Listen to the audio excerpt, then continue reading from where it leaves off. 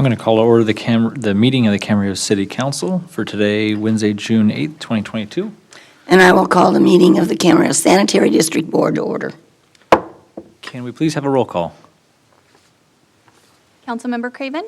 Here. Councilmember Kilby? Here. Councilmember Tremblay? Here. Vice Mayor Santangelo? Here. And Mayor Molche. Present. The purpose of our meeting at 4:30 today is we have two closed session items we're going to recess into. May I ask the city attorney to please read the purposes for our going into closed session? Yes, we do have two closed sessions this afternoon. One is the public employment employee appointment. The authority is Government Code Section 54957B1.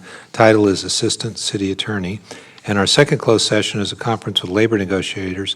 That authority is Government Code Section 54957.6. The agency designated representative is the city attorney. The unrepresented employee is the city manager. Thank you very much. And do we have any public comment? No. And seeing no one in the room, I'm going to presume that no one has any public comment. So at this time, we're going to recess into closed session. And I'll recess the Sand District Board into closed session.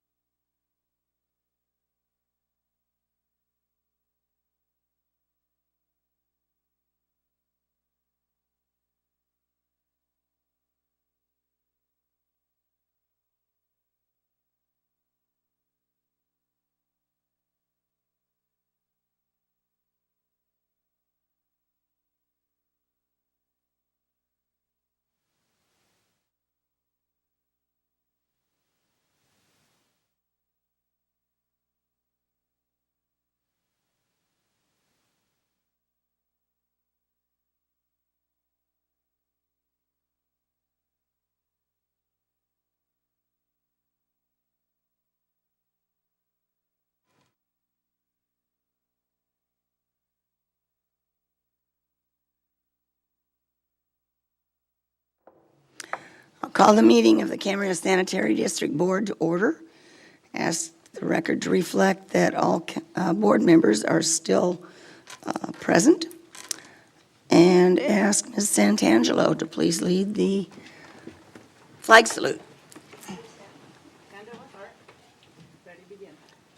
Pledge allegiance to the flag of the United States of America and to the republic for which it stands, one nation, under God, indivisible, with liberty and justice for all.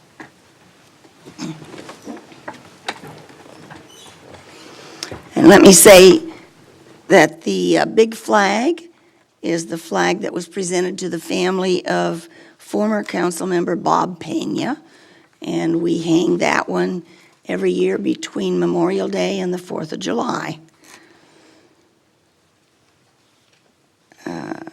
Public comments, I don't have any cards. Is there anyone who'd like to speak to the Sanitary District Board on an item that's not on the agenda? Seeing no one come forward, we will move on to the consent calendar. There's a motion and a second. Please vote.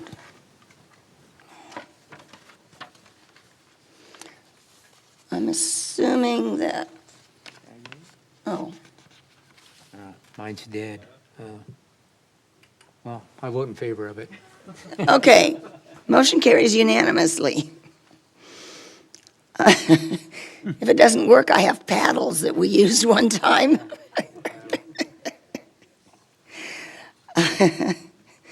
Oral communications? Okay. We have to recess to 7:30, but let me also say that the city attorney did not read the circumstances under which the Sand District was going into closed session. So we will, when we recess again, we will also go into closed session. Could you read those now? Yes, I can read that. This closed session is the same as what the closed session was for the city council that I read earlier, but it's for the CSD. It's a conference with labor negotiators. The authority is Government Code Section 54957.6. The agency designated representative is the district council, and the unrepresented employee is the district manager. Okay, thank you. And so at this time, we'll recess, and later we'll go into a closed session, and also for the public hearing on the capital improvement program, we'll join the city council for that. Going to call to order the meeting of the successor agency. Let the record reflect that all members are present. Do we have any amendments to this agenda? Seeing none, we'll go to public comments. Does anyone want to address the successor agency? Everyone remaining in their seat. We're going to move on from public comment, go to consent calendar. Move approval? I have a motion and a second by Santangelo. Please vote. Go. And that passes unanimously. We have no other discussion items. Oral communications, I'm going to presume, are none. And at this time, we too, the successor agency, will recess until the 7 o'clock item, public hearing with the city council in regards to capital improvement projects. So this time we'll recess, successor agency, and reconvene the meeting of the Camarillo City Council. Let the record reflect that all council members are still present. Approval of the agenda. Are there any amendments to this agenda? Seeing none, we'll move forward to consent calendar. Move the approval. Your Honor, Yes, Mr. Kildee. if we might, I'd like to pull item V. It's the Old Town Heritage Day, please. V is in Victor. Okay. And maybe we could put that into maybe, I don't know where we'd put it. How about discussion items, maybe? We'll just take it, as we kind of have in the past, we'll just take it directly following the consent calendar. Yeah, that's So we'll pull it from consent calendar, put it under the first item, under discussion items. Then I'll move to approve the consent calendar with the exception of item V, as in Victor, which will be heard immediately after this. I'll second that. All right, I have a motion and a second. Please vote. And that passes unanimously.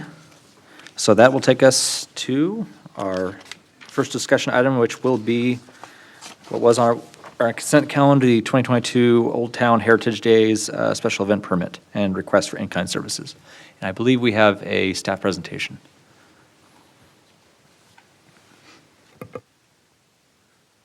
All right. Good evening, Mayor Molche and council members. I'm George Winkler, the city's Economic Development Manager for those watching and in the crowd. I'll be providing an overview of the proposed Camarillo Heritage Days special event, including information on the street closure and in-kind donation request. So the Camarillo Heritage Days event aims to celebrate the heritage and culture of Camarillo through local arts and education, and it also brings more attention to the Camarillo Old Town merchants. The event is a new event to Camarillo, which is being organized by the Camarillo Old Town Association and is not to be confused with Fiesta. The Camarillo Old Town Association is a growing association of local merchants and nonprofits from the Camarillo Old Town area. They were established in 2009, and they strive to improve the economic vitality and enhance Camarillo Old Town's reputation as a vibrant, friendly, clean, and exciting place to attend performances, dine, and shop. From an economic development perspective, this contributes to placemaking and is an important component of our EDSP. Community events enhance the positive perception of the place and increase visits to the area by creating what's called an immediacy of travel for residents and visitors. So you may have heard of creating an immediacy of travel in other terms, and it's sometimes referred to as the fear of missing out. If there is an event that's exciting, people think, I've got to go there, which differs from other types of promotions, which may not trigger that movement. The goal of the Camarillo Old Town Association with this event and the others that they coordinate is to make Camarillo Old Town a happening place, one that people may automatically think of when determining where to spend their leisure time. Chances are that after visitors have been to this event or the businesses that surround it, a habit will begin to form and they may return to Old Town based on that good experience. If Old Town continues to grow, the perception that it is a place where people gather, property owners will want to purchase properties in the area and new businesses will quickly fill those vacancies. So it is outstanding that this group of local merchants is actively taking the time from running their own businesses to try and positively change the perception of Camarillo Old Town as a place.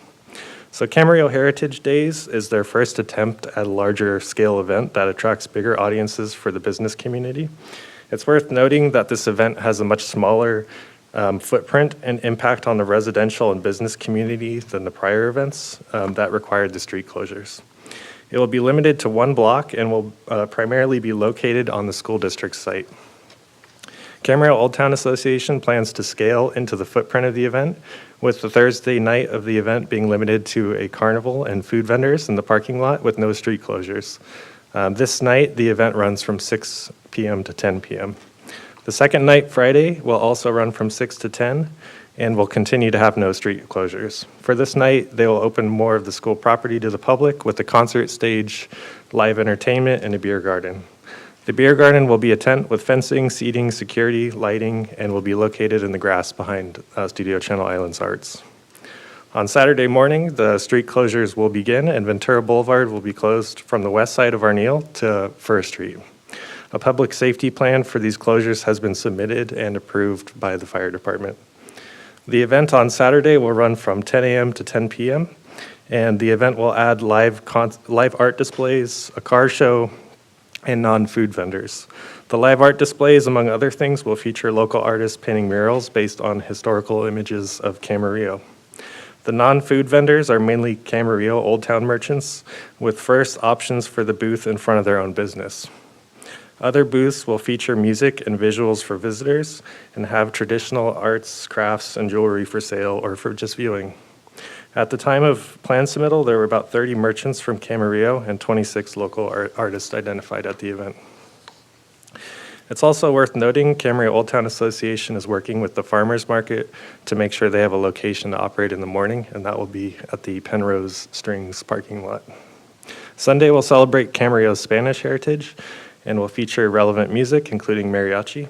And that event will begin at 10 a.m. and close by 7 p.m. on Sunday to respect the residential community. The event will be a waste-free event, and Camarillo Old Town Association has submitted a suitable plan for waste, which includes the requirement not to use styrofoam.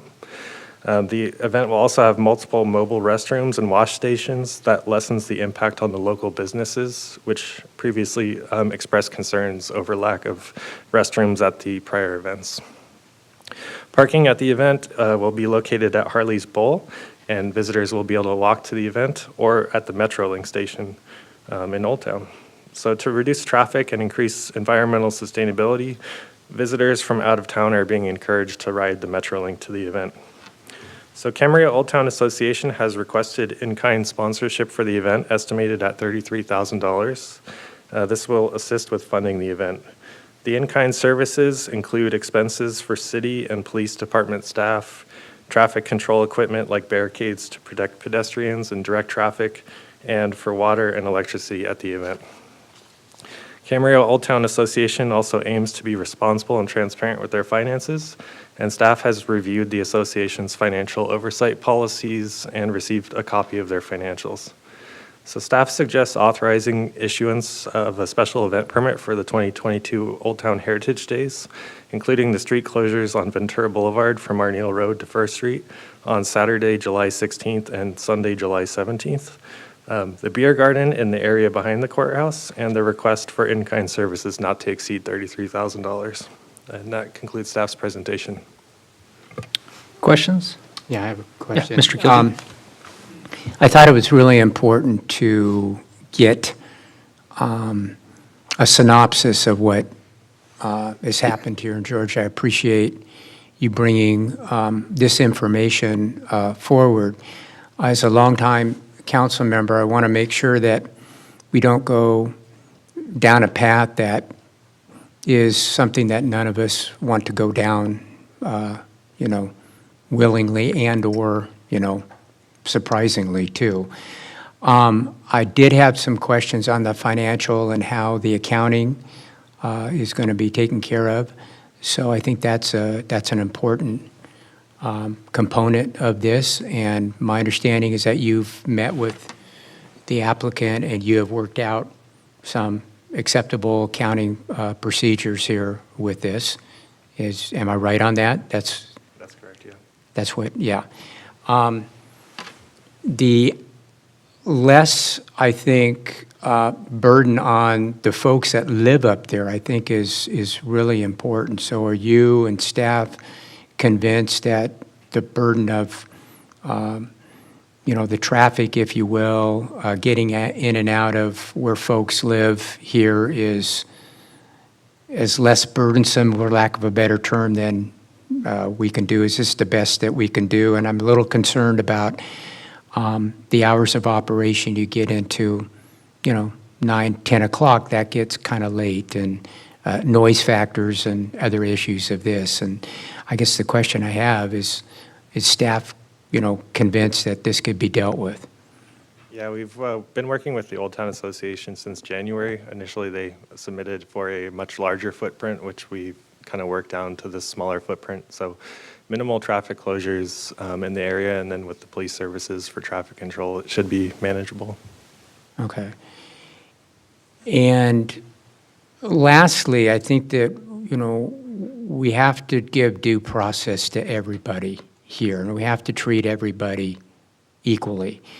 So with this, there may or may not be other special events and or street closures, and we will continue to work with whoever it is to the best of our abilities, and also to be as fair as possible to everybody else with this, if in fact we ever run into another situation like this in the future. Is that a fair statement? Yes. Okay. Those are all my comments. Any additional questions? Mrs. Craven? Yes, I only have a couple questions. With the smaller footprint, tell us exactly at which streets on each end Ventura Boulevard will be closed. So I believe it's First Street, that part will be closed, and then going down to Arneal on Ventura Boulevard. So that's a little longer than one block.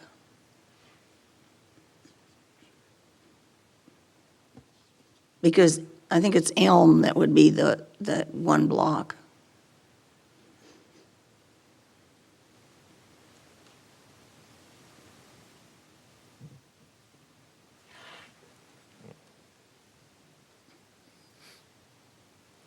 Sorry, I thought I had the map readily available.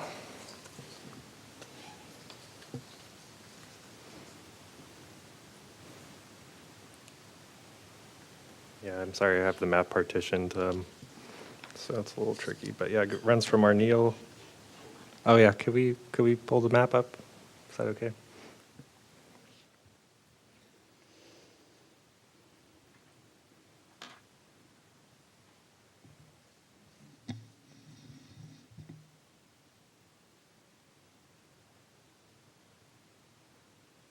Yeah, that's the full closure. So from Arneal down to Elm, which I believe is just the one block of. Oh, Arneal to Elm, you said Fir. Oh, I apologize. That's why I was, Mr. Mayor, we can also call our staff member from our planning division who's been helpful with the conditions. May we call him up, please? Oh, sure, yeah, sorry.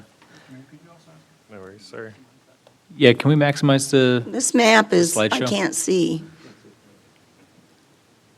if we can go or slideshow, yeah.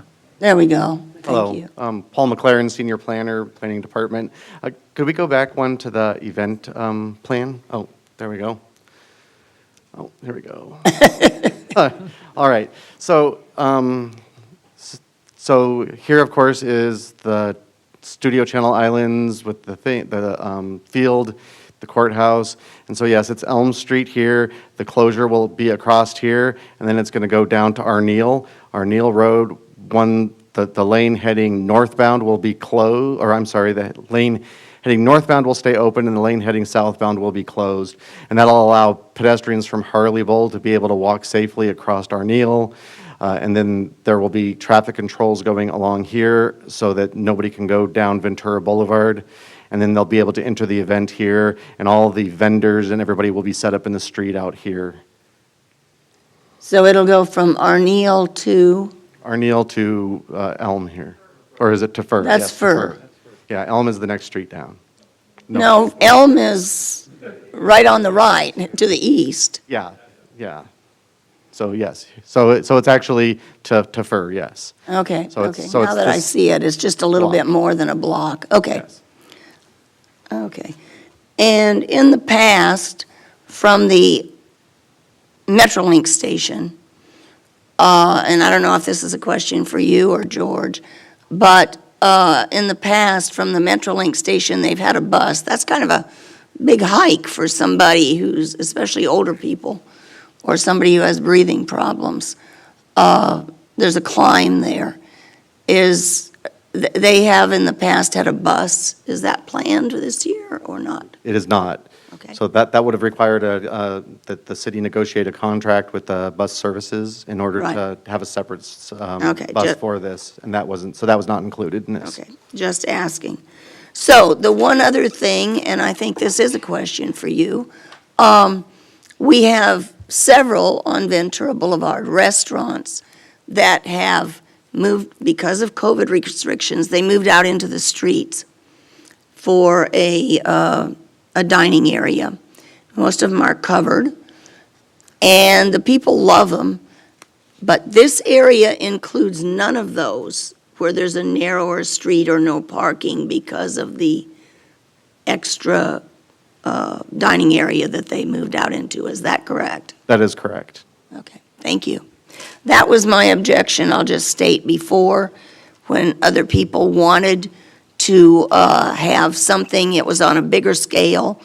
It included those areas where restaurants had moved out, and I thought it would be very difficult to not inhibit the restaurant's business if we added booths right up in front of them with their backs to the eating areas. So thank you for that explanation. And many of the vendors that are going to be out there are also some of those restaurants moving out from their business into the street as vendors as well. On the closed section. Yes. Section. Yes. Thank you. You're welcome. Any additional Mr. Tremblay? Thanks, Mr. Mayor. What, if anything, is happening relative to farmers market on Saturday morning? So as Georgia mentioned, the applicant has made communications with the farmers market and made arrangements for the farmers market to have a setup in the space so that they can continue to have the farmers market on that day. Okay, will there be any limitation on their activities, or? The applicant is here and the applicant can speak to that. Jeff? Is there a farmer's market rep here? Is there a farmer's market rep? Yeah, thank you. Councilmember Tremblay, we've done outreach to the vendors of the farmers market, be a personal visit, and then talk to Ruff, who runs the market. They've emailed every farmers market vendor. They give them the opportunity to participate in our event. And the issue that always has been is that most of those vendors can only do like 9 to 12. That's it. They can't stay longer. And of course, the Fiesta has been a longer event. We're going to accommodate. We're going to have a section, as we talked about. We're going to try to do either Penrose or around where Elm is, and it might be a mini farmers market. But we do want to let people know that there will be a farmers market. There will be vendors from the farmers market down that Saturday morning. Just a couple things about the people with difficulty getting there. We've got handicap parking designated, expanded down the bottom there. I think there's a spot there now. That whole section is going to be handicapped when you can get right into the event. So Right in the back parking lot of the school? yeah, you can see it right there. That's I think about 10 parking spots that'll be dedicated handicap. So we're mindful of the hike it might be for people to get from some of the parking up there. And we've already done some outreach around the people that live around there, and Christina, it's been mostly positive, if not all positive, of people are like, this is going to be great. Because the thing is the neighborhood, and Councilmember Kildee, you're asking about the neighborhood. I live down there, I can tell you, a lot of the people are looking forward to this because it's something they can walk to. It's part of improving the quality of the life of the neighborhood. So we already do draw a lot of people down on a Friday, Saturday night on a July weekend. So there's not going to be, there's going to be some additional demand down there, but I don't think it's going to be any different than, the people are already going down there and spending time. So, and a lot of people are going to walk there from the neighborhood. So that was just how, we saw the things as the Old Town Association. So hope that kind of clarifies any issues. Thank you. I have a follow-up, if Sure, I may. Mr. Kildee. Jeff, before you go. Where specifically will the entertainment be located? Right there, you'll see the stage there in the middle. The music will be oriented towards that would be the kind of northeast corner. Again, and that's also where the carnival's going to be. So to minimize the impact of the people that live around there, also to comply with the noise ordinance, there's got to be some kind of setback there. So placing there in the center, allowed us to accommodate music in there, which has been there has been music as part of what the studio has done. And what are the hours of the music? Well, it's going to start at 6 o'clock. Christina has the music, and George gave the rundown. It's 6 o'clock Saturday night, and then 10 a.m. to 10 on Saturday, and then 10 a.m. to 7 on Friday, or Sunday, right? Friday night is 6 to 10, and then on Saturday and Sunday, 12 to 10 and 12 to 6. There you go. And you are cognizant of the noise and try to attenuate as much of that as possible? Yeah, it's part of our plan is, we're going to have Christina and then support to Christina to manage, one, complaints, and two, make sure the sound level is compliant. We will have a decibel meter on site to ensure that we are in compliance. There we go. So, Yeah, so they've gone ahead and they've provided us with their event organization, and so they've kind of broken the event up into different zones, and they have identified that there will be responsible people for each zone, and one of the zones is the stage zone, and that person will be responsible for monitoring the decibel levels of the music, and if at any time the music becomes more than is allowed, they would basically go and ask the engineers to lower the sound levels on that in order to make sure that it stays code compliant. Okay. Thank you. Any additional questions? I should ask if there's any, if anyone, I know there's some people in the audience, but does anyone want to have, is there any public comment on this item? Nope, okay, Move the approval. all right. I will give it to Ms. Santangelo.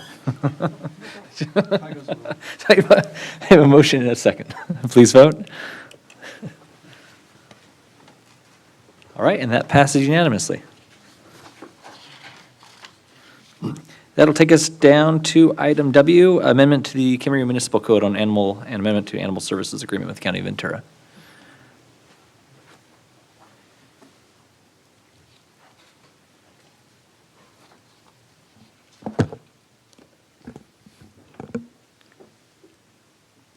Good evening, Mayor Molche, council members, City Manager Ramirez, City Attorney Pierick, and city staff.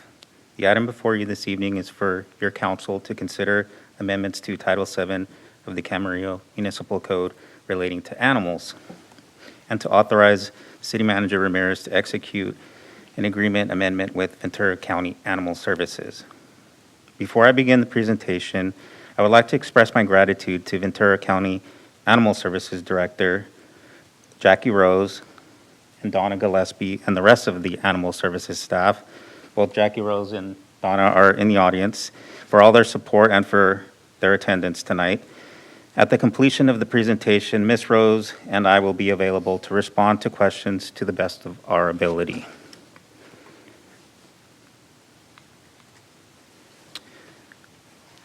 So a little bit of background. The city contracts with the County of Ventura to provide animal services, animal-related services, including but not limited to field services, animal shelter, and license processing. On November 21st, 2021, the Ventura County Board of Supervisors adopted Ventura County Ordinance Code number 4587 in order to ensure the current needs and practices of municipal animal services are effectively being met. The City Council Policy Committee, comprised of Councilmember Tremblay and Councilmember Craven, met on April 28th and May 26th to deliberate the proposed amendments for the proposed ordinance and the animal service agreement. The policy recommended staff forward the item to the City Council for approval. In late January 2022, staff received a correspondence from Ventura County Animal Services Director requesting the city amend Title VII of the Camarillo Municipal Code pertaining to animals in order to align with Ventura County Ordinance number 4587. Amending and aligning certain key sections of the city and county ordinances will enable the county to continue to successfully satisfy the present needs and practices of municipal animal services functions provided to the community.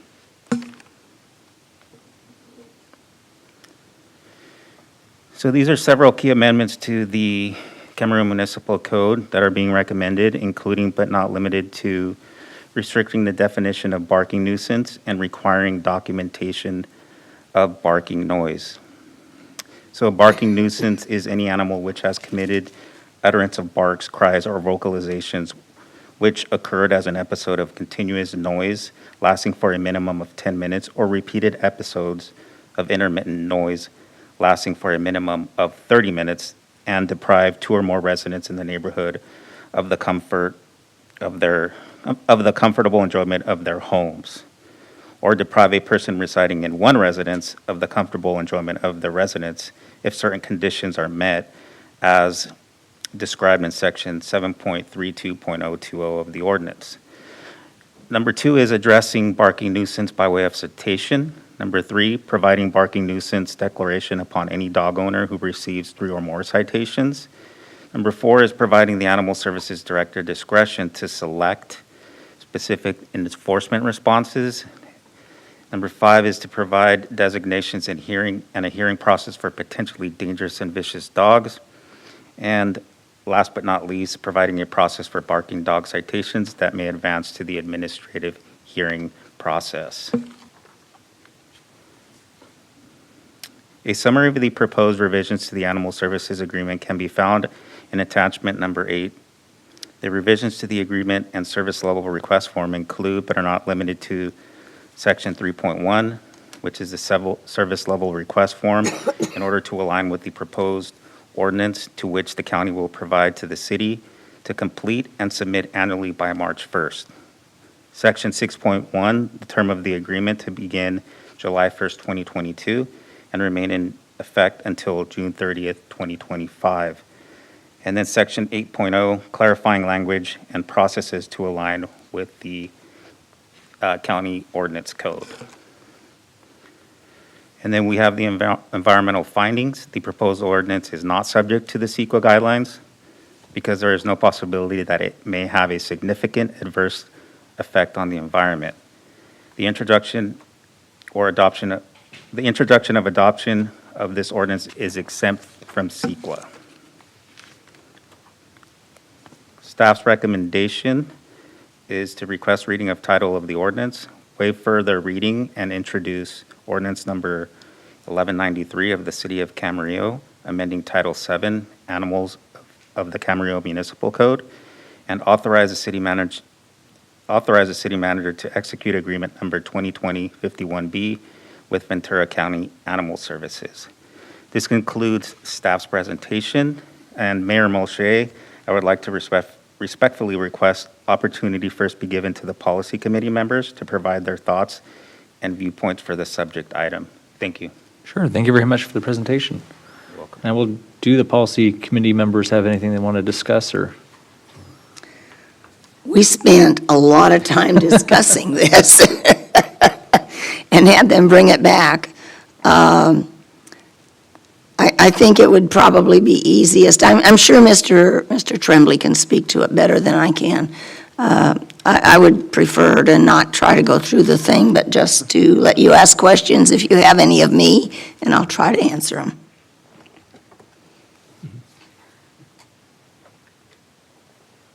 Well, here's a big surprise. I want to do the same thing, if there are specific questions. But I would like to compliment Roger and County Animal Services staff.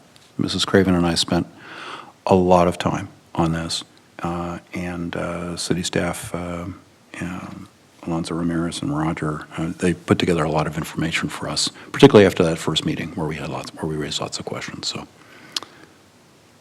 I'm going to stop there. See if you have any questions. My colleagues, do we have any questions? But yes, Mr. Kildee. I want to thank the committee. I know it was a long time, and I'm sure there were several revisions that have gone on with this. My understanding, we don't call the individual the pound master anymore. Who is that individual now, and what are he or she referred to as such?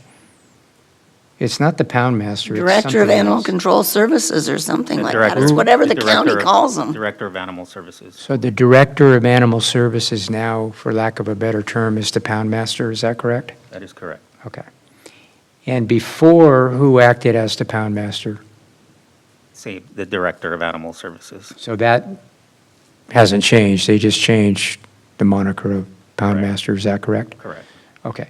And this gets us in more compliance to what the county ordinance states?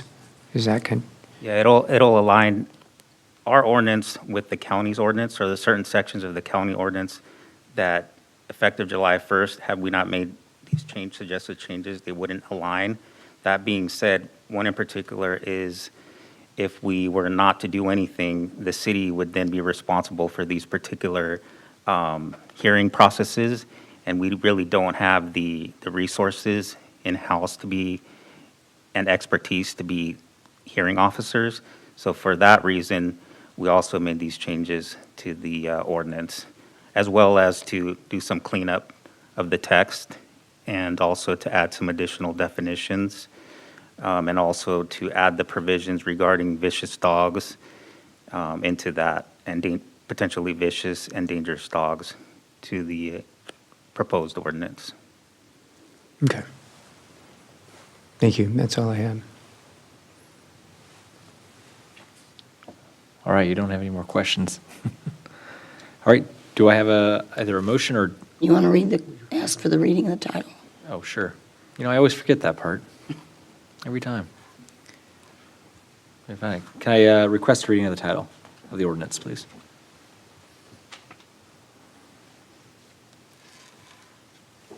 I'm trying to find it. Which attachment is it, Roger? Is it 5? No, 6. I got it.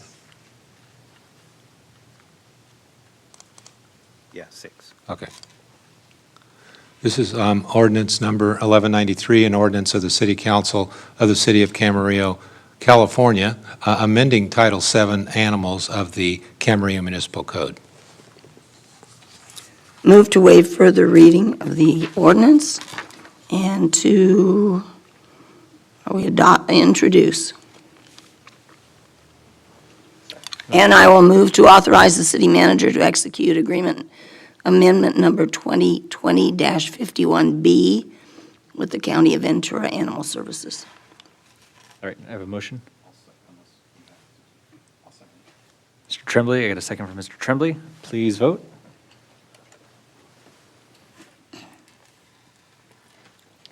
And that passes unanimously. All right, we are on to item X, compensation for members of the City Council, 2023 and 2024. Thank you, Mayor. As stated in the report, this item comes to the City Council at a time prior to an election. The last 2 years, or when the item last came to the City Council adopted or approved to waive any increases. So it's that time again that the council is asked to consider the council compensation. By law, again, the government code has the limits of up to 5% increase per year. And the city council, it's open for the city council's direction to either give an increase, take an increase for the city council, waive an increase. But if you decide to take an increase, we would like direction on what that increase amount is per year, or if you want to waive it, or if there's a specific year. So there's options for the city council. But again, per government code, the maximum increase is 5%. Now, staff feel it's prudent to just remind you again that you did take a waive of an increase for the last 2 years, and at that time, we were in the mid the pandemic. So I'll turn it over to you, Mayor, for your direction.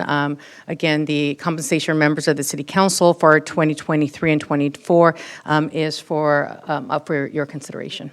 All right, ball is up in the air. Mrs. Craven? Yes, I had wanted this to be on because I feel that it's important for it to be discussed. 2 years ago, before that election, the council did not have an increase. So it's been 4 years, or it will be 4 years before it will take effect. It doesn't take effect until the new council members are sworn in.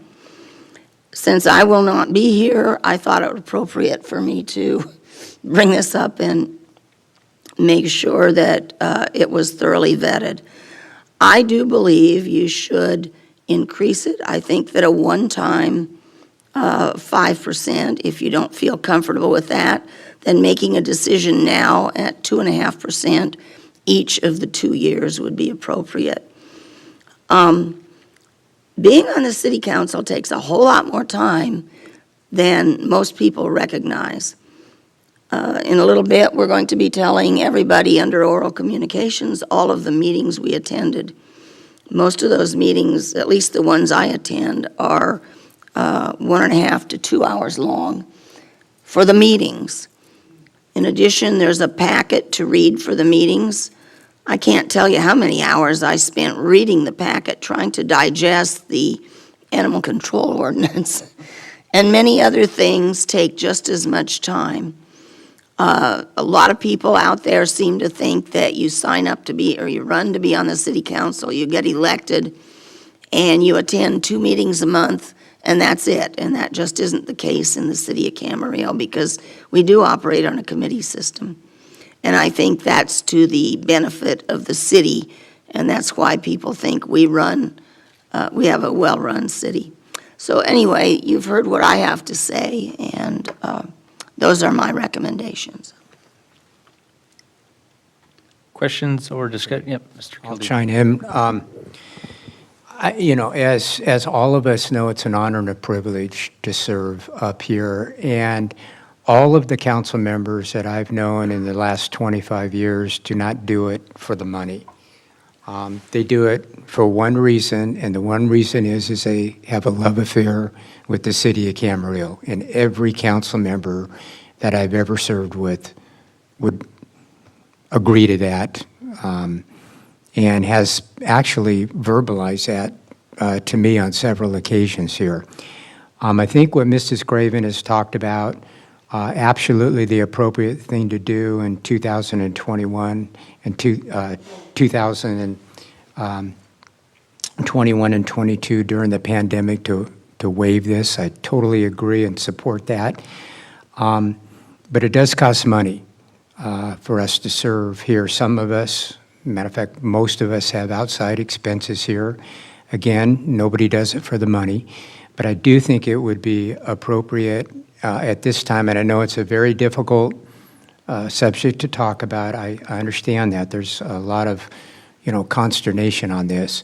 But the inflation rate is the inflation rate, and we are all paying, for goods and services as well, like anybody else is. So my thinking is that if we could do the 5% and perhaps do 2.5% each year would be an appropriate gesture and an appropriate, response. And for all the reasons that Mrs. Craven has said, that this job is 24/7, and I love it, and I know all my current council members up here love it as well too, and we wouldn't want it any other way. But the expenses in this country and in this state and this city are what they are. So I think it would be inappropriate to consider a 2.5% increase for each of the years. So those are my thoughts and my comments. Additional comments or discussion? Mr. Tremblay, you want to take it? Yeah, I can support a 2.5% increase each year, 2.5% for 2023 and 2.5% for 2024. The two most salient facts to me are, number one, that for 2020 and 2021, any increases were waived, as the staff report notes. And my observation is the same as Council Members Craven and Kildee.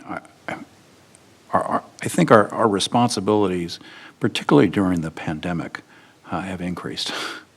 And now that the pandemic is hopefully going away a little bit, or we're in now an endemic, but in any event, I think our responsibilities and the magnitude of the things that we are reviewing on a consistent basis have gotten even larger in terms of responsibility and financial responsibility. So I think a modest increase is appropriate. So I would support Charlotte's view on this.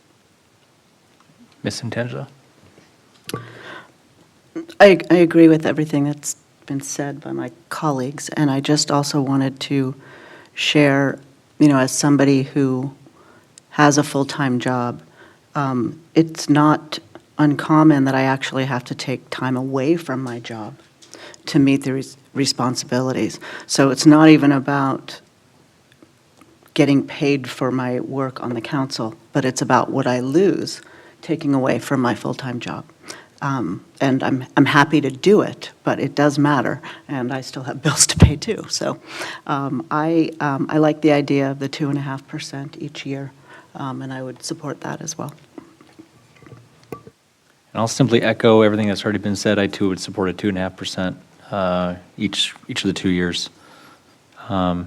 As someone who was more recently elected in 2018, I was one of those people. One of the big eye-openers was all the work and all the time and commitment that happens outside of these chambers, outside of the 2 monthly meetings. Those are committee meetings, those are emails, those are phone calls, a lot of meetings, not just committee meetings, but just there's one-on-one meetings. A lot of phone calls. Phone calls. And a lot of regional meetings. Yes, it's not just the city, but there's also regional matters and or even state matters. So, and there are weeks where, there are certain weeks where maybe you will only spend 10 hours a week. There are weeks where you spend 30 hours. If you're diligent, if you're reading all your materials and you're participating and you're doing your due diligence, it takes a lot of time. And for those who are working, there's an opportunity cost there. There's a potential loss of income. For those who are retired, there's opportunity costs as well. It's time with family, time with loved ones, and other things you could be doing. So there's certainly a cost to it. Some are tangible, some not so much. But this is one way of saying that there's a cost, and the time that we all put into it does have its worth. So I can support that as well. I will move to direct staff to return with the introduction of an ordinance that would have a 2.5% increase in council members' salary in each of the following 2 years. I'll second it. All right, I have a motion and a second. Staff is clear? Yeah, okay. Please vote. And that passes unanimously. All right. We are going to go down to oral communications. And I think I started on that end last time. Mr. Gildy, you mind if we start with you? Actually, I should say, I don't have any items from either the city attorney or the city manager. I don't think. Great. Mr. Gildy, do you mind if we start with you?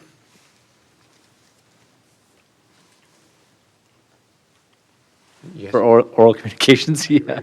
Yeah, we're ready for you. Let's see, meetings attended a VRSD meeting. And a question of the monument sign in Mission Oaks as you're going west on the freeway. Are you familiar, staff, which the monument sign that I'm talking, I believe it has been revamped. I believe it's been updated. There's a lot of weeds and the visibility of it, in other words, could be improved. And I know that part of it is a construction project, but will that be addressed in the future here? Because it's a beautiful sign, and I'm hoping it could be a little more front and center than what it is now. It will be. We will work cooperatively with those property owners as well as removing the election signs that are now blocking it. But along with Look into those, that. we will be working with those property owners to clean up that area. Okay.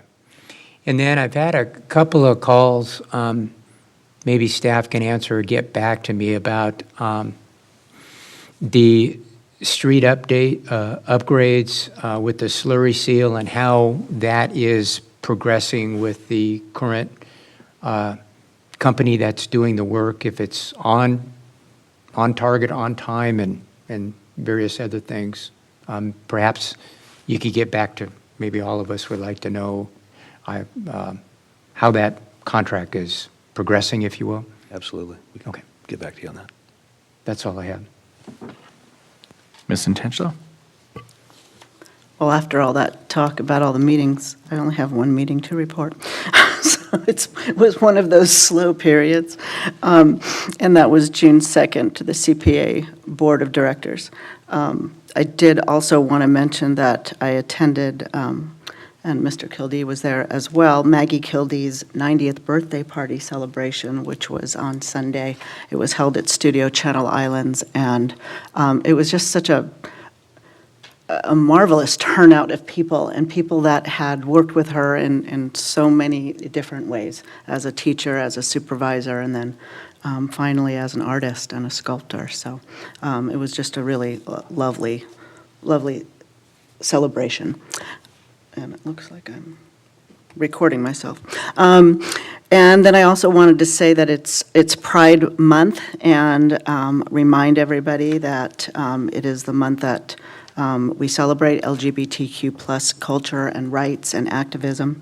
And you know, it always comes up when we have these commemorative months, Pride Month, or, you know, we celebrate teachers or nurses, or we do that because it's important that people be seen for who they are. And so by celebrating that, little kids can see that it's okay to be who you are and be out there and not have to hide. And that had to be done for a really, really long time. And so I just invite our community to share the celebration of people and people living who they truly are and celebrating that. So thank you. I'm going to skip over Mrs. Craven, so Mr. Trimble, I'm going to go to you. I figured you were going to skip. Yeah. Thank you, Mr. Mayor. So for meetings attended since May 25, May 26, the Policy Committee with Mrs. Craven. That same day, the City and Pleasant Valley Recreation and Park District Liaison Committee, also with Mrs. Craven on that. We discussed at that meeting the selection of a survey firm that Recreation and Park District would retain to do some survey work relative to public support for the community/senior recreation center. That same day, I attended the Camarillo Water District meeting, board meeting, and that meeting by the Camarillo board was the Camarillo's board enactment and then now implementation of the same water restrictions similar water restrictions to what we did the night prior. We're relatively aligned. There are a few differences, but by and large, Camarillo and Camarillo are aligned. On May 27th, I had a Metrolink Board of Directors meeting. The primary topics on that were the adoption and forwarding of the fiscal year 22-23 budget for Metrolink, and also a very long and split vote on the adoption of a memorandum of understanding between SCAG on the one hand and Metrolink on the other, and that was finally adopted, but not without some long discussion. The principal issue there was relative to the use of the information that SCAG wanted to utilize for transit-oriented development and to work with cities on that, and there was some concern expressed on whether or not that was really the place of Metrolink to even be involved in that, because Metrolink could just simply provide the information as opposed to entering into a formal MOU. But in any event, that MOU was adopted. On June 1st, I attended the Cayugas Municipal Water District Board meeting and advocated basically the same kind of comments that I made at our prior council meeting. On June 2nd, the Utilities Committee with the mayor, I think we spent, what did we spend, 2.5, 3 hours on the draft? Mr. Klotz will know, and Mr. Matsuoka will know. Anyway, we spent a good 2.5 hours, I think, on the draft wastewater master plan and looked at that extensively and raised questions. On June 3, I had chaired the Ventura County Transportation Commission board meeting. We adopted the fiscal year 22-23 budget. Had a long discussion on vehicle miles traveled. Where's Mr. Vaca? The VMT Adaptive Mitigation Program, which Mr. Vaca could probably teach the course on, I think, about at this point. And then we also discussed the rollout for the zero-emission bus fleet plan, and that's the Air Resources Board mandate by 2040. There'll be zero emission on bus fleets, so that is just getting cranked away. In the last couple of days, I've actually been in San Diego at an American Public Transit Association rail conference, given my membership on the Metrolink board. So that was a national conference on rail and what's going on with commuter rail and other rail, city rail, light rail, et cetera. So public transit conference. So that's the meetings. I do want to speak a little bit to water. Obviously, first of all, I want to thank my colleagues for being so patient with me and how long that took at the last board meeting. But I thought that the issues were obviously important, and I want to thank the mayor. As you know, The city did send, Mayor signed, and the city did send a letter to Metropolitan Water District on May 29th, and that precipitated a very quick response from the chairwoman of the Metropolitan Water District Board, Ms. Gray, and that response came to us on June 6th. I want to make sure council is okay. I'm continuing to advocate on those issues. I intend to speak at the Metropolitan Water District Board meeting on June 14th, next week, and to continue to advocate for those requests that we set forth in our letter. I'm not sure if I volunteered or I got volunteered for. No, I volunteered for the Drought Response Task Force. I volunteered for it on June 22nd, and I intend to attend that, and that will be city managers, public works directors, and local elected representatives of that, and continuing to advocate on our city's position, and Camarillo closely aligns with our position on this. The Callegas board was supportive, very supportive of our position on this. So we want to continue to build that momentum. And then I want to make sure, and I think I've got the information here on my phone, for the Camarillo Water District. So everything in our city, basically to from eastern boundary of Camarillo all the way to basically Callegas Creek, if I understand it correctly. That district is going to supply to residents of that district, so some of our city residents on that side, they will supply non-potable recycled water that residents can use in their irrigation, which isn't subject to the prohibition on 1 day a week of watering your lawn. They are going to start with that program. Camarillo will start on that program on Saturday the 18th from 8 a.m. to 12 noon. It's a minimum of 50 gallons and a maximum of 300 gallons. Remember, every gallon of water weighs 8 pounds, so it's, if you got a big bladder or a big tank of recycled water to irrigate your lawn, that's going to be a lot, and it'll be heavy. You have to show your water bill if you're a Camarillo resident, and you must bring your own container. So people are out now looking, I know of several residents who are out looking for containers. It's going to be a minimal cost. The Camarillo board will be discussing this tomorrow. Probably will be very limited, if any, cost to it, because it's an alternative irrigation source for folks who want to continue to try to hang on to their lawns.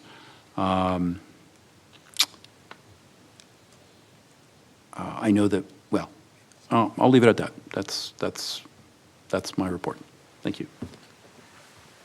Thank you very much. On meetings attended June 2nd, I attended the Utilities Committee, Mr. Tremblay, as you had already mentioned. Later on June 2nd, and this is kind of just to touch on the same topic Mr. Tremblay already had, I had a conference call with the Metropolitan Water District Chairwoman, Gloria Gray. So that was in response to our May 29th letter to her that I signed on behalf of the city.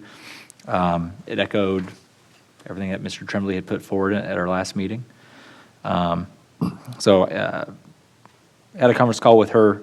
She committed to trying to find a solution and bringing the stakeholders together in rather quick order to discuss solutions. I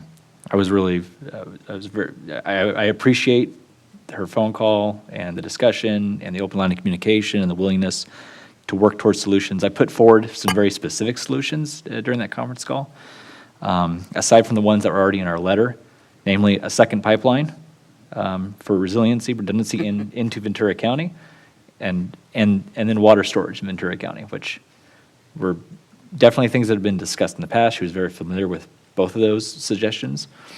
And unfortunately, we're just going to have to continue to advocate towards our interests, in our region's interests. We are the only county in Met's service area in Southern California that does not have substantial infrastructure like everyone else. So, and now we've got her letter as of the 6th. So we'll continue to work on that front. I did want to mention, I know my colleagues already know, that Camarillo's, our North Pleasant Valley groundwater desalter, was recently awarded the 2022 National Project of the Year in the Small Cities Rural Communities Environment category. Wow, it's a mouthful. By the American Public Works Association. So they're going to have an event, I think later in a few months, back east. But this honor recognizes, I think it's up on the screen there. So, recognizes numerous benefits our desalter has or provides, including treatment delivery of otherwise unusable local source of groundwater, environmental improvement by removing salts from the regional watershed in compliance with the EPA water quality objectives, enhancing the city's long-term water supply stability, reducing the city's reliance on costly imported state water, that's really important, and future water rate stability for our water customers. So it's a significant honor. It's really nice to be honored and appreciated and recognized on a national level for the things that we are doing here in Camarillo. So I think it speaks volumes. Aside from that, I'm going to turn it over. Oh, Mr. Tremblay? Can I just have one? Yeah, go ahead. At the end of my comments, this is the item that I forgot. I know that we received an email from, back on water. We received an email from a resident who said, why can't we do 2 days a week or 3 days a week of 5 minutes each, or 2 days a week of why is it 1 day a week, 15 minutes, and that's it? And the short answer to that is that is the requirement or the mandate coming down from the state and from Metropolitan Water District. We don't have the flexibility on it. I understand that from a common sense standpoint. People certainly don't want to overwater. I know of one individual who, and I like his quote, and that is, as soon as you get below the root ball, all you're doing is recharging the aquifer. And so I understand the desire to irrigate lawns several days a week, but unfortunately, we're finding ourselves in a regulatory environment that's not allowing for it right now. So that's the item I forgot to mention and I wanted to respond to. Thanks. Thank you. Mrs. Craven? Well, let me add to that and say that if you do it five minutes a day, it doesn't get down to the roots. That's the problem. I attended the policy committee meeting on the 26th. On the 26th, I also attended the Recreation and Park District Liaison Committee meeting. And on the 2nd, I attended a Regional Defense Partnership meeting. I want to point out to the public that earlier on the agenda, we approved several things of interest. The upcoming election, people can take out papers starting July 18th and turn them in by August 17th, except in District 1.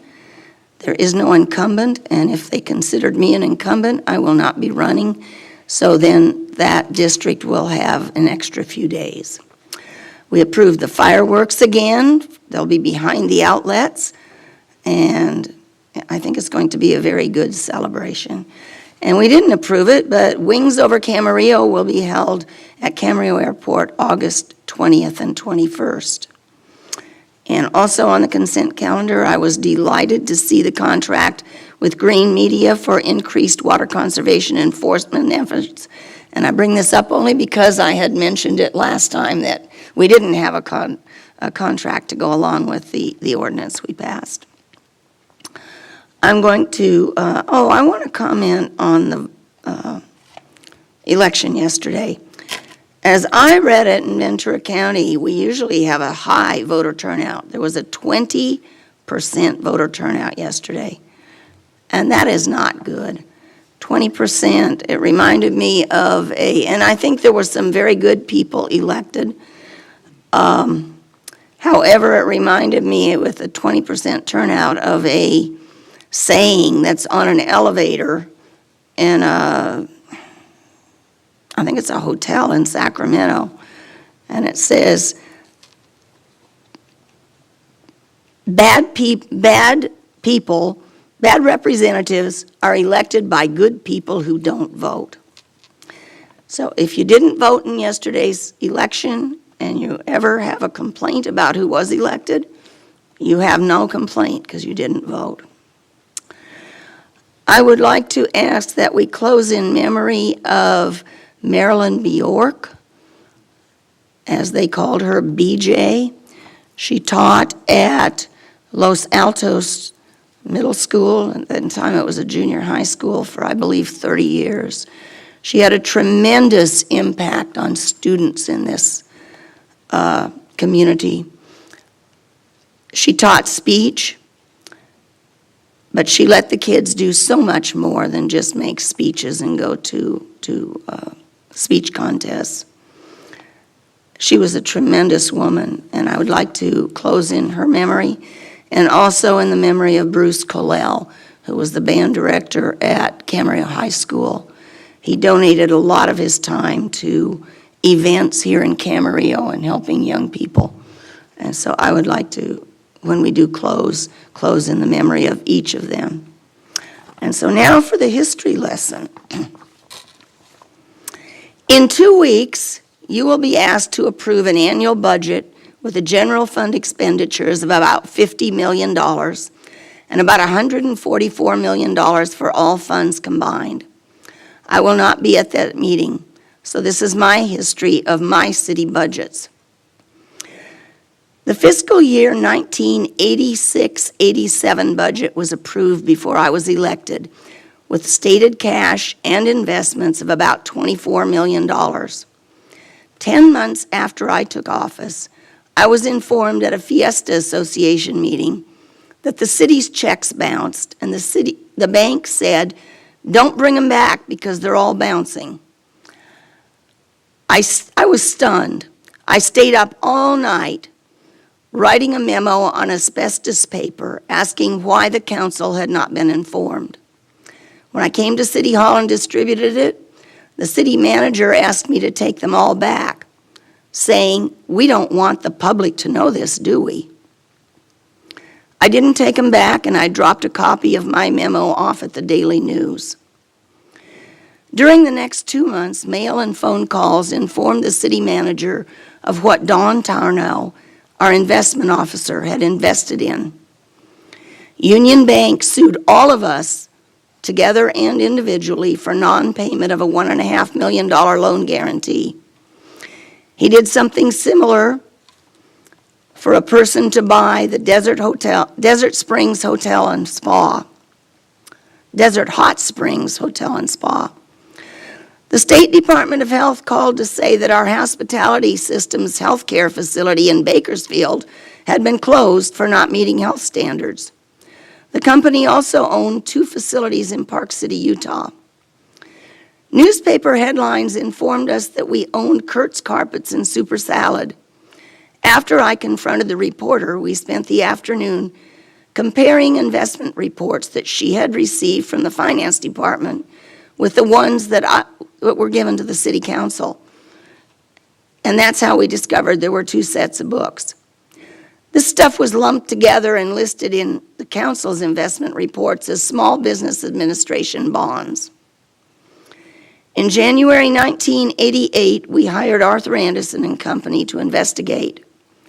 The report, dated May 20th, 1988, says that the investment officer churned the market by buying securities from 3 broker dealers, Dan Lassiter in Tennessee, Jim McDougall in Arkansas, neither of whom had graduated from 8th grade, and Phil Kratzer in Orange County. What do I mean by churning the market? Keep in mind that the budget said we had $24 million in cash and assets. The report says that between December 1986 and July 1987, that's 8 months, the volume of trading exceeded $1.6 billion. Think of the commissions those guys made. None of those investments was in line with our investment policy. The investment officer also illegally bought shares of American Entertainment Partners, which produced movies, including Arnold Schwarzenegger's. It took years to unload those things There just is no market for that kind of thing. But ironically, they paid good dividends for many years. How did it happen? Mr. Tarnow forged the city clerk's signature to attest that the city council had approved the purchases. However, no record has been found that those documents were ever on a city council agenda. He also signed agreements without the knowledge of the city manager. While he did purchase investments that followed the policy, they were bought via high-risk, speculative schemes called reverse repurchase agreements that were not authorized.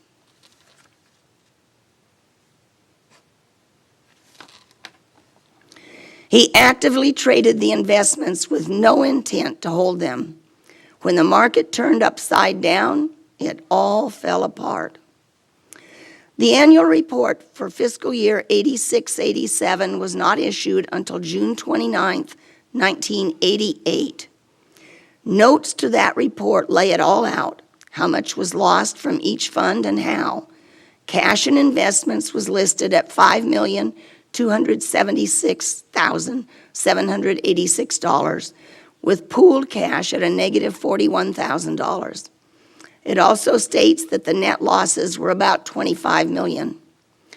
However, a month later, two developers asked for their deposits back, and we found an additional $5 million in losses. We were definitely underwater. The annual report for fiscal year 88 was issued in September of 88, so that's only 3 months after the fiscal year 86-87 report was issued. I quote from the transmittal letter.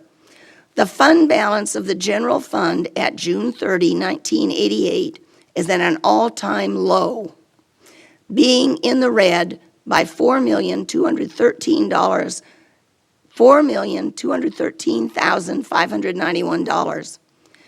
Did I say that we also lost about $1 million in employee deferred compensation and defined annuity funds that we held? Morale here was rock bottom. Why did it happen? I don't know. I could speculate, but it's better left unsaid. Mr. Tarnow has never told us. I was angry. I wanted his house, his car, his dog, and anything else I could get my hands on. It was hard on our families, and our skins got a whole lot tougher. There was an attempt to recall 3 of us council members.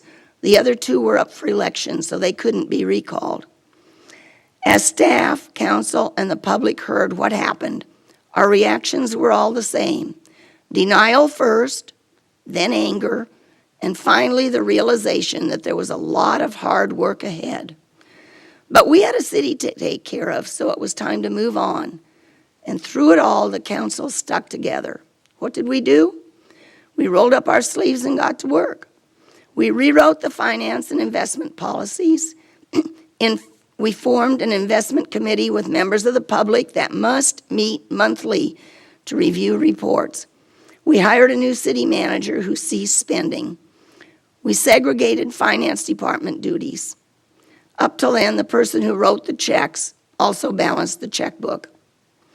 We voted to replace the lost employee retirement funds, and a judge validated that decision. If council members traveled, we paid for it ourselves. We made a deal with Pardee, the major builder in the area, that instead of returning his developer funds, deposits, we would give him credit against future ones. We operated on a cash basis. Checks were printed on schedule and placed in the city manager's top right-hand desk drawer. Each envelope had a number on the front, and that was the amount of the check. Every evening, a cashier would put a yellow sticky on the city manager's blotter with the amount of cash that came in that day. Every morning, the manager fingered through the checks till he tallied in his head the number on the yellow sticky. Those checks were mailed that day. We made every payroll and we paid all our bills, but we were often late. Our creditors were patient. The bright spot was our employees' loyalty. They stayed with us. They were silent when the public angrily shouted at them, And they wrote to us and came to council meetings and stood up to tell us how they still supported the city that they were still proud of. I believe that the right person at the right time can do marvelous things. During interviews, it was obvious to the city council that Bill Little would be the right city manager to lead our recovery, and Anita Bingham would be the right finance director, and together they produced miracles. In addition to tightening our belts, Bill Little set about to find long-term, steady sources of income. At the time, the city got no property tax, although the Sand District did. We worked with the Contract Cities Association and the Gonzalez lobbying firm to get 5.5% of the property tax that people pay, but less than Oxnard, Ventura, and Santa Paula already got. That is now our largest source of income. We approved Chelsea GCA's factory outlets. Sales tax is now our second largest source of income. The future began to look up. The annual report for fiscal year 1990 states the general fund had a fund balance of $1,213,382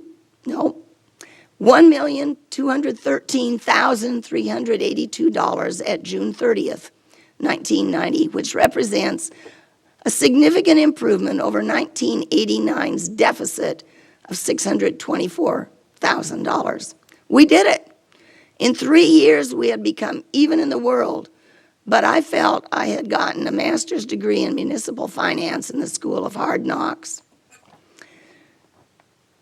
We soon read that Mr. Tarnow had a business advising cities on how to invest. I wondered if they'd ever done any research on him before voting on those contracts. 20 years after the losses, my son did some research on Mr. Tarnow.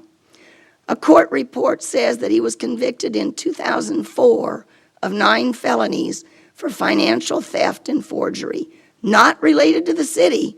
The district attorney at the time refused to prosecute him, and I found the letter he sent us. But for failure to return deposits on his rental units. I have to admit that I smiled a bit with satisfaction when I read that report. Why did I tell you all this? First of all, you, as the city's governing body, need to know this history. What I've written is documented in the Arthur Anderson report and the mentioned comprehensive annual reports what the city clerk's office has.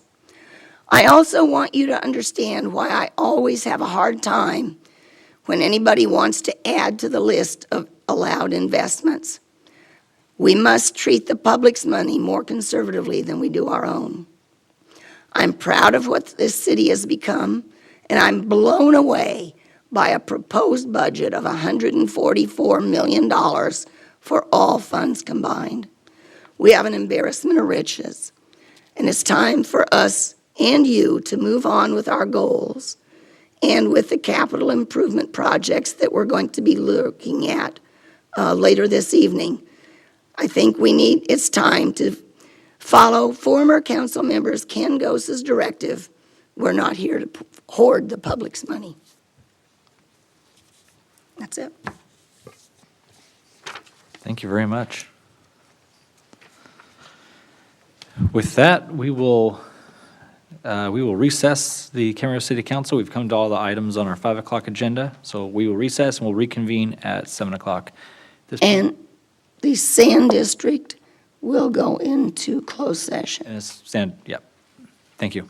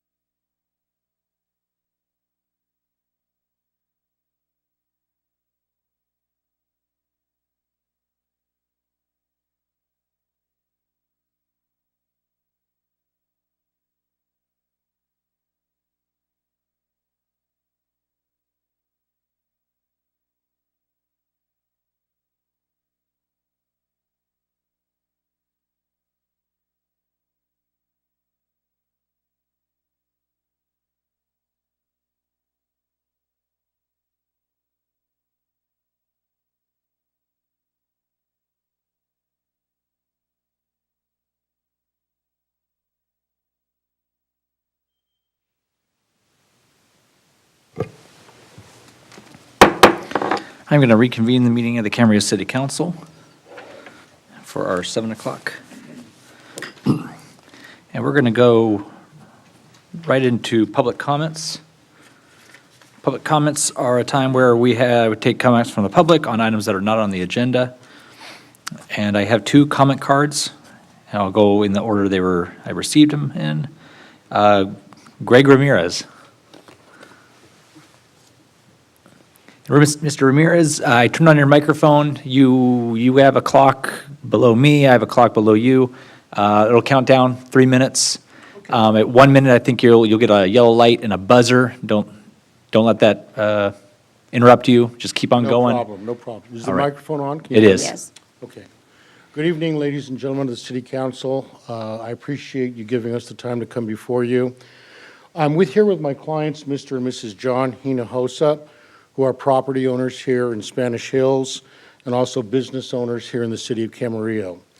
We have a problem that keeps popping up, and that is the problem of golf balls, errant golf balls from Spanish Hills Golf Course, particularly one of the tees, going errant into the homes, striking the homes, breaking windows, causing property damage, literally hitting people, hitting workers that are out there, hitting residents that are out there.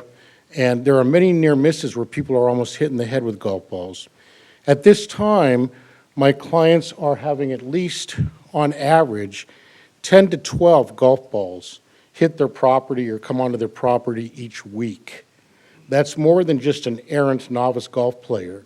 That's a problem. I've met with other members of the Spanish Hills Homeowners Association. I have met with the president of the Homeowners Association, David Marin.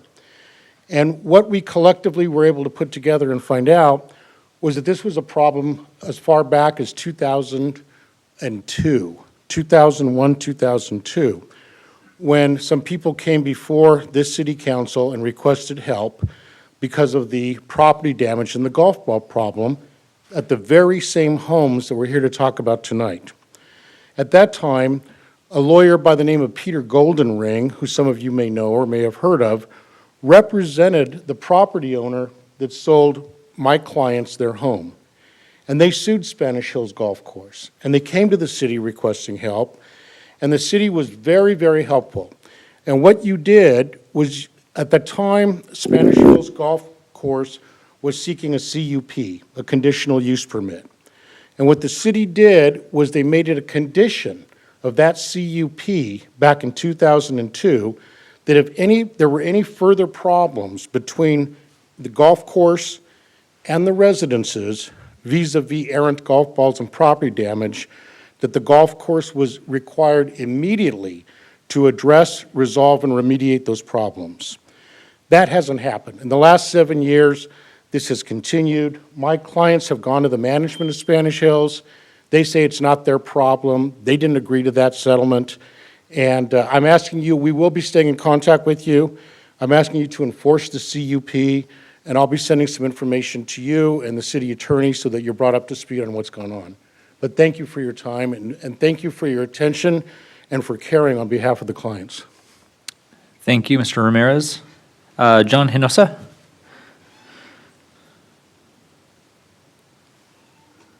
Hello, and thank you for your time. My name's John Hinojosa. My wife and I are residents on 1730 Calle Tierra Vista in Camarillo, and we've lived there for 8 years. The problem with the golf balls has been ongoing for at least 7.5 years. The first 6 months, we were probably so in love with the home, we didn't even notice that we were almost getting hit by golf balls. But, I mean, there has been a lot of problems there. We've had my wife's car, the windshield was broken. It was a brand-new Mercedes, so it cost, a lot of money to replace the electronics on the windshield. And we had windows broken on the house. We've had some employees that were there to replace the broken tiles on a ladder that got hit in the back with a golf ball. And near misses, like Mr. Ramirez said, there's been so many of them. Our grandchildren are not allowed to come in on our backyard because of fear of them getting hit. And there's times when my wife and I will be outside and we'll have checking on the plants on our garden, and then we'll just kind of forget, and then we hear a golf ball fly in, and then the fear comes back. It's like, these things they're silent and they're deadly, and it's very, very fearful to live. I mean, we have a home that's now close to $3 million, but we can't enjoy the backyard. We can't enjoy most of it because of this problem. We understand that the golf course has the rights, but we, feel like, why pay? Why we paid a lot of money?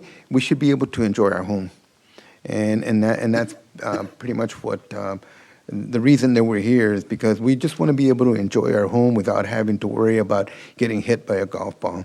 We spoke with the management teams at Spanish Hills. They've told us that they're going to take care of things, but it never goes beyond that. It just stays at that level. And recently we met with two of the managers there, and they outlined some items that they were going to take care of. That was a couple of weeks ago, and to date they haven't done anything yet. So we just appreciate you hearing us out, and as Mr. Ramirez says, we'll follow up on things. Thank you very much. Thank you very much. And then I'm sure I will ask that the staff do follow up with that and look into that. Any additional public comments? I don't have any more cards. I don't see anyone rushing up. All right. You want to open up sanitary? I'll open up the Camarillo Sanitary District Board again. And I will reconvene the Camarillo Successor Agency. And this is to take up item Y, under public hearings, fiscal year 2022 to 2027 capital improvement program. Yes, thank you, Mayor and Council. The annual step here of considering our update to the capital improvement program for fiscal years 22 to 27 for adoption. Eric Maple, Principal Engineer, will be giving a brief presentation for the item. Thank you, Dave. For adoption today is the capital improvement program for fiscal years 2022 to 2027, which I'll just refer to as the CIP from here on out. The CIP was developed by staff by updating project estimates, timing, and adding proposed projects, where it was then presented for various reviews. It was presented at the Transportation and Infrastructure Committee on March 10th. It was taken before the Planning Commission on May 3rd, where it was found to be in conformance with the general plan. And it was presented before the City Council Budget and CIP Review Workshop on May 7th. The CIP before you is the same CIP that was presented to you on May 7th. There haven't been any changes, with the exception of the executive summary, which is added to the front of the document. In looking at the CIP as a whole, there are 6 categories of projects: transportation, water, sanitary, storm drainage, buildings and grounds, and redevelopment. There's 64 projects totaling over $178 million over the 5-year span of years 1 through 5. Included in that, there's 10 new projects. In looking at the document as a whole, which encapsulates not only the 5-year window, but ongoing and future projects, there's 95 total. Of the 95, 47 are active projects, where staff is working on them now, or they're scheduled to begin next fiscal year as workload and staffing allows. In reviewing the 10 new projects briefly, the first 2, the annual resurfacing and overlay, those are added each year in order to maintain the condition of the city streets. The third project down, the road rehab project, that's to utilize grant funding, and that's additional rehabilitation of the streets. The Camarillo Airport water main improvements is replacement of water main that's aging, and there have been some breaks there at the airport. The Spanish Hills Pump Station retrofit is a project to rehabilitate some of the hardware at a potable drinking water pump station to increase reliability and efficiency. Reservoir number 1 valve retrofit project is to replace some valving and fittings at a tank to increase its, operation. And the next 2, the water valve replacements phase 1 and 2, those are phased projects in order to replace drinking water valves in the street as larger projects and phases rather than smaller replacements, which we're currently doing now, because it's more efficient to do it this way. The City Hall roof restoration project is to replace the membrane roof at City Hall because it's reached the end of its useful life. And the energy efficiency improvements is a project to replace fluorescent lighting with LED lighting at various city facilities. Regarding one of the recommendations before you, it talks about a budget transfer, so I just want to spend a moment to talk about that. So a budget transfer is required for the Plant 3 blower improvements project, and the reason why that is because in last year's CIP, there was a Phase 1 and a Phase 2 blower improvements project. The timing of those phases is actually the same phase now, so we're combining those phases. And as part of that, $125,000 of the larger project budget that needs to roll is actually in the budget, and we need authority to transfer that over to the project that's to remain. It's kind of an accounting thing. So we need authority to do that. And so we would be basically combining two projects into one and closing the other one and moving forward with that project. And so that's technicality is part of the two recommendations. So that concludes the presentation. I'm just going to go ahead and read off staff's recommendation for council to authorize a budget transfer of $125,000 from project SS 5079 to project SS 5039, and that's the combination of those two phased projects, and adopt a resolution approving fiscal years 2022 and 2027 capital improvement program. And staff is available for any questions. Thank you very much. Questions for staff? Mr. Kildee?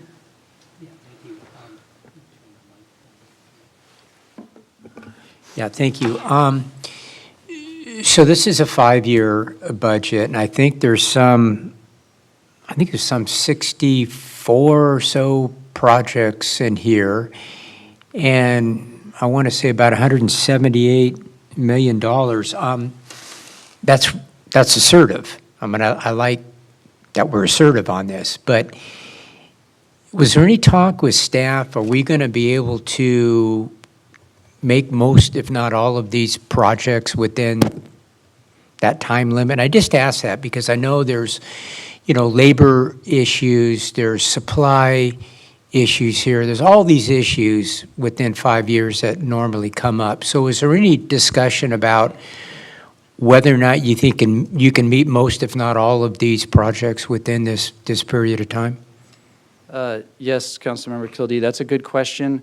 So our CIP is aggressive, and we leave a little bit of margin, I guess you could say, in that we need enough projects to be flexible because some start up and some stall for permitting and other reasons. And so we need a little bit of extra added for the flexibility to ensure that staff is working and moving all projects forward. So we are moving all projects forward, and we are filling positions right now, which will assist in that. And so I guess the short answer is yes. So if we don't meet that timeline, are most, if not all, put into the next CIP budget, the next 5-year budget, or are they put at the very front, or are they spread out in the next 5-year cap, depending upon the viability and or the importance of them?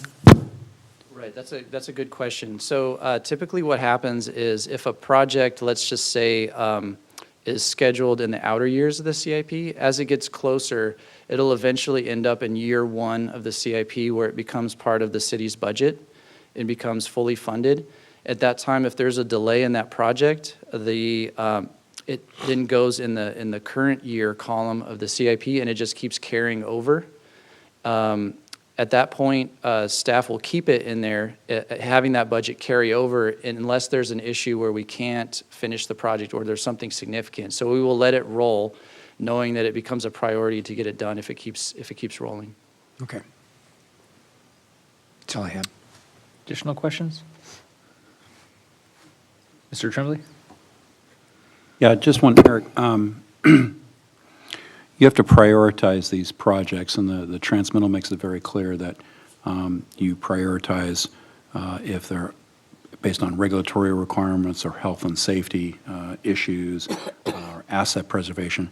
Can you just give a 30-second or 60-second nutshell on how does Public Works staff balance that in terms of the prioritization for these projects? Sure, that's a good Balancing back and forth. That's a good question. I'll take a shot at that. So there are a variety of different, I guess, aspects that are used to determine how to prioritize. Like you had mentioned, there's regulatory requirements, there's grant funding, there's, like, say, the condition of the asset and how in need it is of replacement, and a variety of other factors that are considered, and the needs or any prioritization that you give on a project. And so what we do is grant funding is usually the one that's a little bit more black and white. And so ones where we're at risk of losing grant funds, we make sure that those are programmed in if it's appropriate to do so. Regulatory requirements are given a priority as well. And the scheduling, I guess, of maintaining the city streets is something that's somewhat of a lower hanging fruit in terms of priority. Now, the other ones, I guess you could say in terms of water and wastewater and to rehabilitate certain assets, staff would then look to see if this is something where it has a good amount of remaining useful life and it improves operation, or is this something that's critical that needs immediate replacement? Okay, thank you. Mm-hmm. Additional questions? Comments. I only had one because this is the number I always focus on. I mean, I focus on a lot of numbers here, but I've since lost it. But I think it was, of this entire budget, we still have about $36 million or thereabouts of unfunded projects. It's my understanding, we are relentlessly pursuing alternative funding strategies all the time, whether it's, as you mentioned, grant funding from either state or federal agencies or the like, right? Yes, that's correct. There are several projects that have a significant amount of unfunded portions of the project, and that was intentional because staff is seeking additional funding sources, and we are aggressive with that. That way we can be pursuing that and then come back to council with updates so a decision can be made on those projects. But for the ones that are unfunded, we don't classify something as funded until we know for 100% fact the funds have been awarded to us. So there are multiple grants that we're pursuing right now, and certain funding sources that we're pursuing right now, but we haven't technically secured, but we're hopeful and if not confident that we will. But those are not counted right now. Is that correct? Yes, that's correct. Okay. All right, if there are no other questions, we'll go to comment. Charlotte? Or actually, I'm sorry, this is a public hearing, so I need to open the public hearing. Not forget that. So we will open the public hearing, and we don't have any comment cards. Does anyone here in the audience wish to speak? All right, we're going to close the public hearing, and we'll move on to comment discussion. Just so the public knows, this is our capital improvements project book.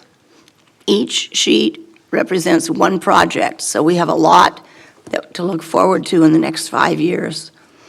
I just want to remind everybody that costs are going up. What we found in the past is when costs start rising, the sooner you build it, the cheaper it is, until everything falls flat. And I think that all of these projects are a good representation of what I hear so much. Camarillo is such a well-run city. We get that in messages. Even people who are complaining about something say, Camarillo is such a well-run city, but why don't you? And go on. But I have not heard anybody complain about us as far as the upkeep, the projects we have. And so I compliment staff for keeping on this, and I can support the whole program. Any additional? I agree.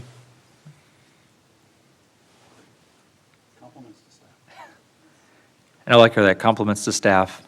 So the one thing is great about Camarillo, aside from we do stay on top of the maintenance and our infrastructure in these projects, but we don't, like I see in too many other jurisdictions, sometimes they wait to the very last minute.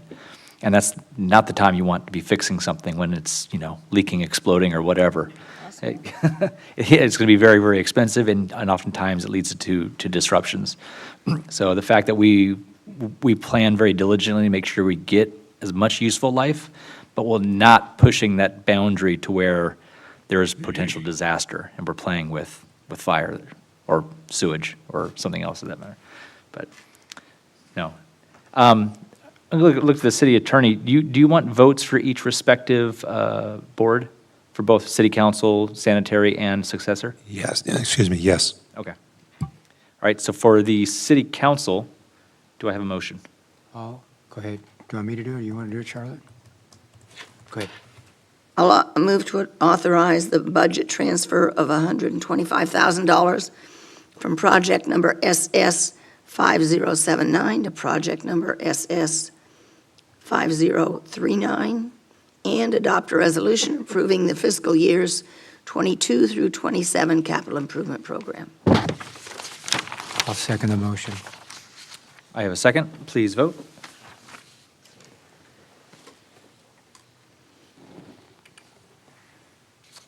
And for the council, that passes unanimously. I will ask for a motion for the sanitary district. I'll move that we authorize a budget transfer of $125,000 from project number SS 5079 to project number SS 5039, and to adopt a resolution approving the fiscal years 2022 to 2027 capital improvement program. I'll second.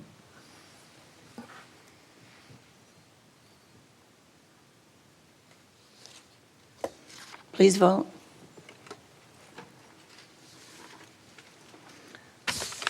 Assuming that Mr. Kildee voted for it, it's unanimous. Yes. And for the successor agency, do I have a motion?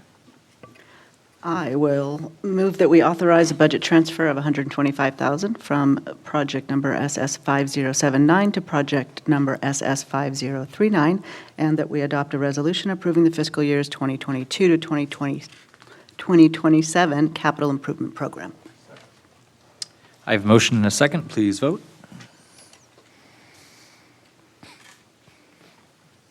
And that passes unanimously. I'm going to adjourn. That concludes this item, so I'm going to adjourn the successor agency. I will ask the city attorney if there's an announcement from the closed session for the sanitary district board, That there is no announcement. and I will adjourn the sanitary district board.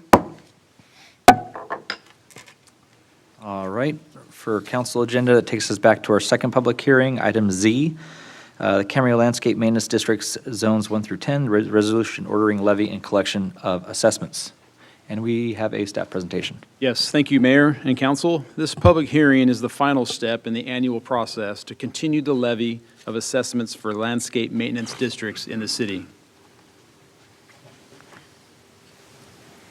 Wrong way. There are a total of 10 landscape maintenance district zones in the city. Zone 1 covers a wide area of the city and is the initial district that was formed, and which is funded by a portion of property taxes collected not as a separate assessment. Zones 2 to 10 are special benefit districts with separate assessments to fund enhanced landscape maintenance and stormwater basin maintenance. Zones 3 and 7 were specifically established for stormwater basin maintenance. Each zone has its own fund, which has maintenance expenses budgeted each year. The city annually reviews the fund balance and expenditures for each zone and proposes any increases to the assessment amounts to ensure there is coverage of the maintenance costs going forward, as well as maintaining the 20% fund reserve level per city council policy. This table shows the current fiscal year assessment amounts and the proposed amounts for next fiscal year, with the proposed increases shown in bold blue text. The proposed increase shown to the Zone 3 assessment necessitated a Proposition 218 balloting procedure since there was no provision made during formation of the assessment district in 1989 to increase the assessment amount when needed to cover increases in maintenance costs.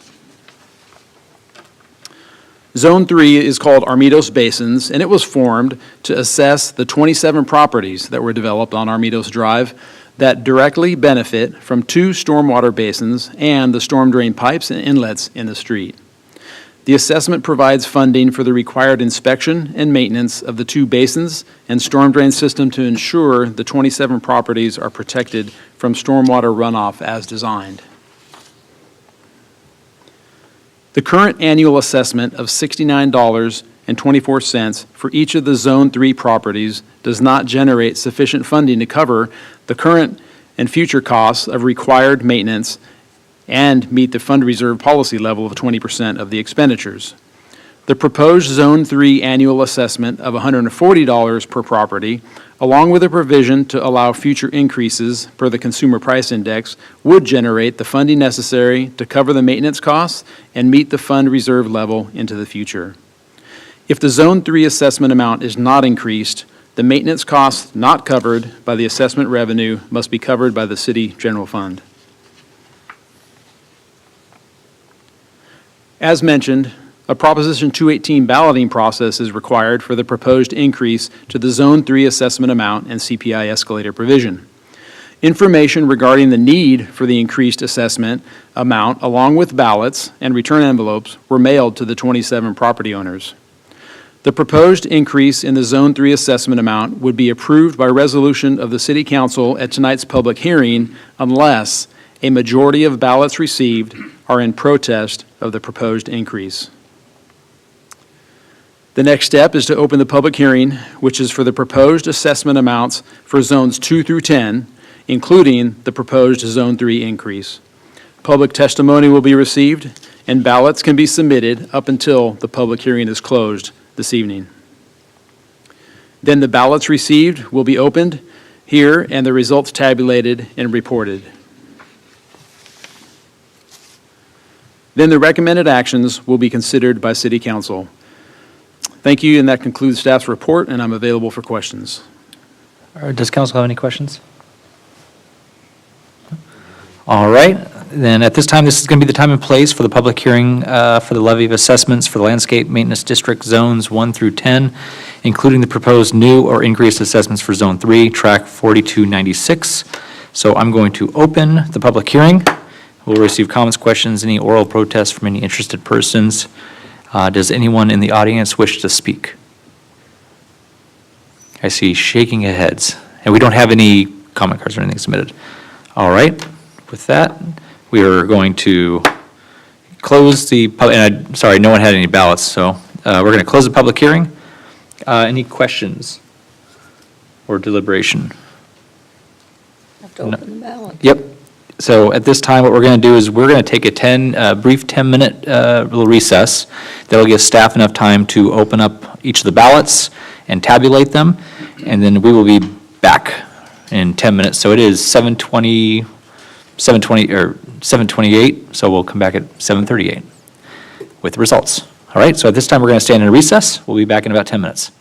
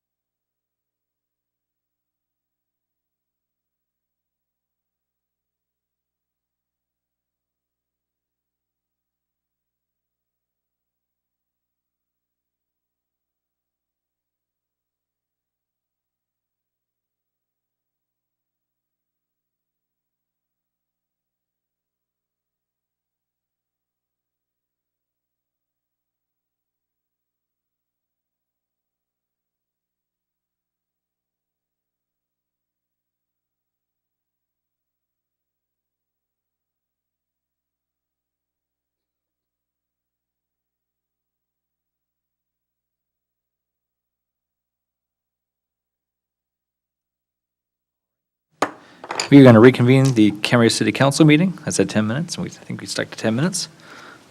So at this time, I will ask the clerk, the ballots have been opened and all the results have been tabulated. Yes, sir. There were 27 properties, 24 ballots were received, 4 parcels totaling $560 voted in favor of, 20 parcels totaling $2,800 voted in opposition. There is a majority protest that exists. All right, thank you very much.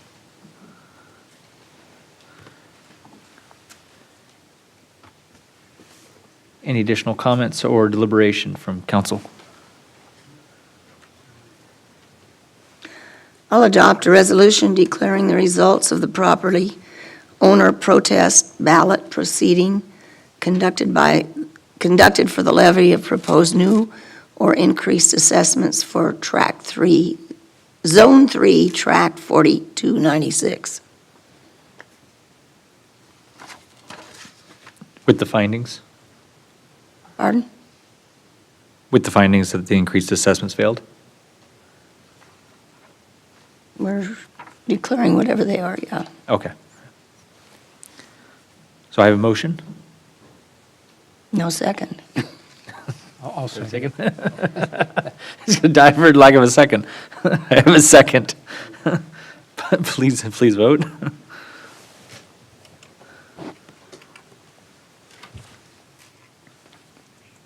And that passes unanimously. So what do we do about Zone 3? Can I? Sure, you have a question? Can we comment on? Sure. Well, we have another motion. Yeah, there's a second one. Maybe. But do you have a question, or?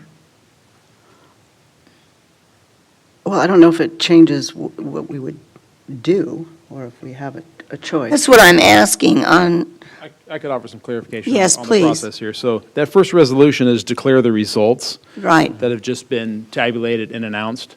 And the result of that is a majority protest does exist. right. Second resolution actually applies to all zones, ordering the levy and collection of the assessments as shown in the engineer's report. The way the engineer's report is structured in these resolutions is if there is a majority protest for Zone 3, the existing assessment remains. And I will move to adopt a resolution ordering the levy and collection of assessments for the Camarillo Landscape Maintenance District Zone 1, 2, 3, 4, 5, 6, 7, 8, 9, and 10 as shown in the engineer's report. And I have a second. Susan, do you want to make a comment?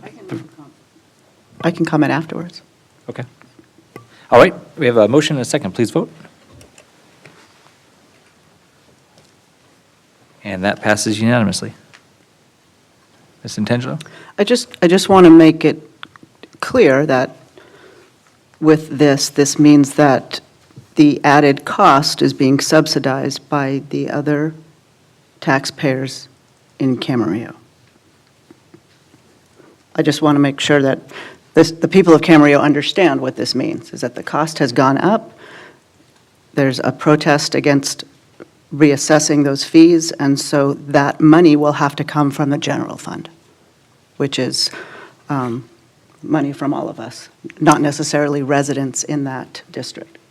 So what you're saying is everybody else will be paying for the benefit of that one group. All right, thank you very much. That takes us down to the end. For City Council, we have no reportable action on a closed session. That is correct. All right. Thank you very much. With that, with all items completed, we are going to adjourn in the memory of two individuals, with Marilyn Bjork and Bruce Clell. All right. There they are. All right. We will adjourn this meeting of the Camarillo City Council.